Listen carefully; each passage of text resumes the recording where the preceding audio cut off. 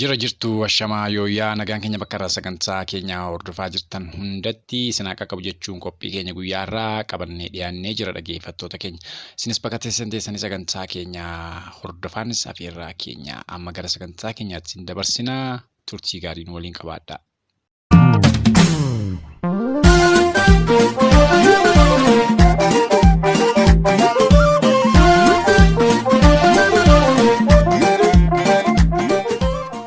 Egaa dhaggeeffattoota keenya sagantaan keenya guyyaa har'aa xiyyeeffannoo Shira Alagaan Oromoo irratti dalagaa jiru haga hubannoo keenyaa kan isiniif ibsinu ta'a. Isinis sagantaa keenya hordofaa isiniin jedha dhaggeeffattoota keenya. Akkuma beekamu mootummaan biyya bulchaa jiru sirna moofaa durii deebisee gadi dhaabuu fi yeroo adda addaatti Oromoo karaa irraa dabsuun yookaan ammoo waan Oromoof Oromummaa ilaallatu dhabamsiisuudhaaf cichoominaan kan irratti hojjechaa jiru ta'uun hunduma Oromoo biratti kan wal lama shakkisiisu miti. Yeroo ammaa kanattis haalli isaan itti deemaa jiran afaan faajii uumuudhaan qabsoo duula Oromoo fi Oromummaa balleessuu irratti xiyyeeffatanii keessaa falaan waltumsanii akka hojjechaa jiran ifatti kan mul'achaa jirudha. Egaa yeroo ammaa kana gama biyya Ameerikaa fi kanneen biroo keessatti aktiivistootaa fi akkasuma ammoo gaazexeessitootni akkasumas weellistoonni isaanii namoonni jajjaboo jedhaman kan isaan akka ijaatti ilaallatan hedduun yeroo ammaa kana tooftaalee adda addaan gargaarsa maallaqaa walitti qabu kan eegalamedha. Akkuma baratame dhaggeeffattoota keenya waggaa arfan darban dura sirni mootummaa TPLF yeroo aangoo irratti turetti yeroo qabsoo uummanni Oromoo finiinee gaggeeffamaa turetti sirni moofaa hawwuu fi ilmaan warra nafxanyootaa ammoo wal ijaaranii yeroo sanatti karaalee adda addaan dippiloomaasii akkasuma maqaa qeerroo shoror keessaa jechuudhaan akka addunyaan hubatu gochuudhaaf ga'ee isaanii godhaa turan olaanaa haa ta'uyyuu malee haqii uummata Oromoo fi akkasuma hayyoonni Oromoo kana dura dhaabbatanii akka fashalaa'u ta'ee jira. San bira darbanii ammoo yeroo adda addaatti waltumsanii goofandii tooftaalee adda addaan bananii goofandii sanarratti maallaqni miiliyoonii hedduun doolaarii miiliyoonii hedduun akka bu'ee kan hundi keenya beeknudha. Egaa gargaarsi yeroo sanatti funaanamaa ture gargaarsa dhala namaa yookaan namoota rakkataniif kan jedhame yaadamaa ture uumaa takka utuu gara sana hin deemini adda durummaan kan waan sana funaanaa ture artistii yookaan immoo aktiivistii kan jedhan Taammanyi Bayyanaa erga maallaqa sana walitti qabee booda mootummaa wajjin wal dhabdee guddaa keessaa akka turan ni yaadatama. Isaanis nutu uummata direct dhaqee gargaara malee mootummaatti hin laannu jechuudhaan maallaqa sana dhorkatanii turanii karaa mootummaa hin gargaaru jedhanii turanii. Haa ta'u gara biyyaatti yeroo galanitti garuu gochi maallaqichi irraa oolee waan nama jalaa dhokatu miti.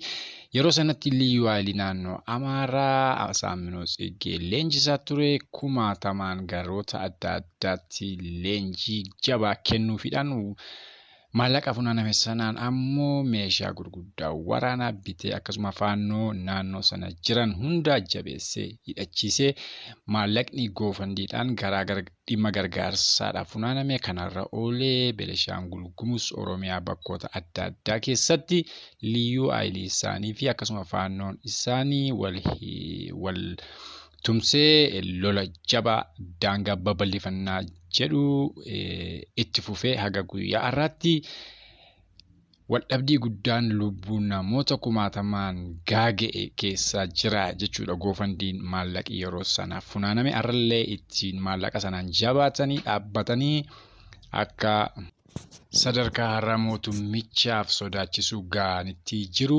Akkuma beekamu ammas shiroonni adda addaa goofandiin biyya alaa kana keessatti funaanamu eegalee jira. Yeroo ammaa kana ammoo aktiivistoonni fi gaazexeessitooti kan akka Ermiyas akka nama Abebe Galaw walii wal dhabanii birrii miiliyoonii tokko manni murtii gaafatetti shirri kabraan xaxamuudhaan maallaqi karoota adda addaa akka isaa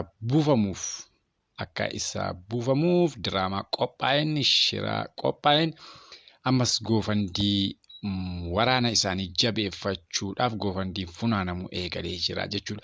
Akkuma sooshaal miidiyaa irratti dhiyeenya kana argaa turre aktiivistaamman bayyanaa fi aktiivist Abebe Galaw fi gaazexeessaa Ermiyas lagesef kan jedhaman daangaa kanarratti kan waliin geenyee fi akkasuma ammoo sirna mootii durii deebisanii gadi dhaabuun namoonni lachuu namoota ejjennoo tokko qabanii fi waliin socho'aa jiran akka ta'anii hunda jala dhokataa kan hin taane yoo ta'u, yeroo ammaa kanas tooftaa kana falachuudhaan akka nama wal dhabetti goofandiin funaanamuu eegalee jira. Kanas uummati keenya irratti dammaquu qaba. Uummanni keenya karaa diinagdeedhaan ejjennoo qabsoo fi murannoo saba isaa galmaan ga'u irratti duubatti hafaadha. Akkuma beekamu artist Daawit Mokonnon fa'aa birrii doolaara miiliyoonii tokko waboof walitti qabna jedhanii egaa sossoo eegalanii amma baatii 2 lakkoofsisee jira. Haa ta'u malee dhugumatti baatii 2 kana keessatti waan jedhan ni argatu isa jedhu rabbiitu beeka. Haa ta'u ammoo akka Shira tooftaa sirni nafxanyaa durii ilmaan isaanii biyya bakkeef ala jiran hundi waltumsanii dalagan kana Oromoon cichoominaan ejjennoodhaan qabsoo isaa cinaa hiriiruu fi gargaarsa gahaa qabsoo sanaaf godhaa hin jiru. Sun ammoo yeroo gabrummaa keenya akka nutti dheeressu hundi keenya hubannee jirra. Haa ta'utii wannoonni abdii namaa laatanii qabsoo keenya utubuu yookaan immoo qabsoo amma itti jiru Oromoo cinaa dhaabbatanii qabsicha gargaaruun murteessaa fi isaa dhuma akka ta'e hundi keenya hubanneeti jirra. Shiraalee fi tooftaalee sirni durii kun mootummaa hamma jiru Abiy Ahmed wajjin wal ta'ee uummata Oromoo laamsheessuuf mooraalii isaa duubatti deebisee akka Oromoo mataa gadi qabatee sirna durii jalatti bitamee ergamtuu ta'uudhaaf kan waan hojjetamaa jiru waan garaa nama nyaatuu fi akkasuma waan abdii nama murachiisu. Haa ta'utii kun ammoo dhalooti sa'aa kanatti jiru dhaloota abdii muratu hin taane dhaloota qabsoo isaa irratti yoo tooftaa takka hin taaneef tooftaa biraa qabsoo isaa falatu ta'ee jira. Akkuma kalleessaa qeerroon harka duwwaa gadi ba'ee falmii isaa gaggeessaa ture milkaa'uu waan dadhabeef har'a ammoo qeerroon ol deebi'ee waraana bilisummaa Oromootti makamuun qawwee isaa fuudhee diina hunkuraa akka jiru hundi keenya waan beeknudha. Yeroo ammaa kanatti immoo mooraan leenjii waraana bilisummaa Oromoo aga qarqara magaalaa Finfinnee guddoo Oromiyaa Finfinnee geessetti ijaaramee guyyaan waraana adda bilisummaa Oromoo mooraa qabsoo keessaa mirgisee leenji'ee waraana loluuf lolchiisuudhaaf ga'aa ta'ee diinaa hunkuraa akka jiru hundi keenya ni beekna. Haa ta'utii gama kibbaa kanatti yeroo darbee gootichi waraana bilisummaa Oromoo waraana isaa 5,400 olitti tilmaamamu eebbisuun ammoo diina rifachiisee diinni waan inni dubbatuuf illee waan inni haasa'u walii wallaalchisee abdii murannaa keessa galchee jira jechuudha. Gootichi waraana bilisummaa Oromoo leenjii isaa kana irratti haala miidhagaa ta'een takka akkaataa mootummaan biyya bulchaa jirullee itti waraana isaa hin eebbifanne yookaan immoo kan hin eegne ta'uun diina hedduu yaaddoo fi abdii murannaa keessa gashee jira. Egaa shirri mootummaan nafxanyaa yeroo ammaa kana biltsiginnaa Oromiyaa Itoophiyaa lummuxxii biyya lummuxxii amantii lummuxxii fi waan hundumaa sirna durii jalatti deebisuuf kan tattaafachaa jirus amma erga mooraan qabsoo bilisummaa Oromoo akka lalisee marge arguu isaa argee booda abdii murannaa fi akkasuma immoo poolisii dileetti kaasee aga makalaakiyaa waraana raayyaa biyya keessa jiranitti amma fuulli isaanii gara qabsoo uummata isaaniitti ta'ee mul'achaa jira. Ijaarsi jabaanis gara mooraa warra bilchiginnaa keessaan waraanni mootummaa ijaarsa jabaa achi keessaa utuu hin bahin gaggeessaa jira. Waraana adda bilisummaa Oromoo injifannoo uummata isaaf hawwee galmaan ga'uudhaaf amma qarqara ga'ee jira.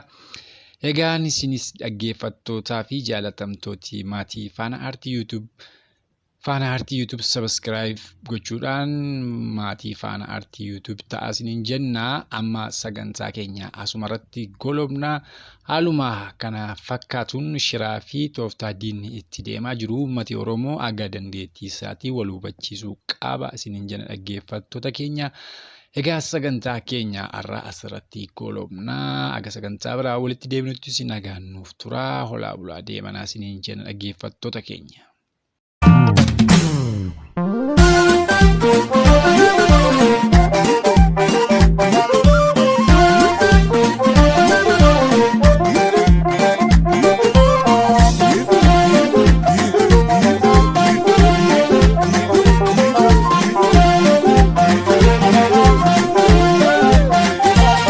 Oromia, Biyo Namana, Olgurunayana, Kalasani.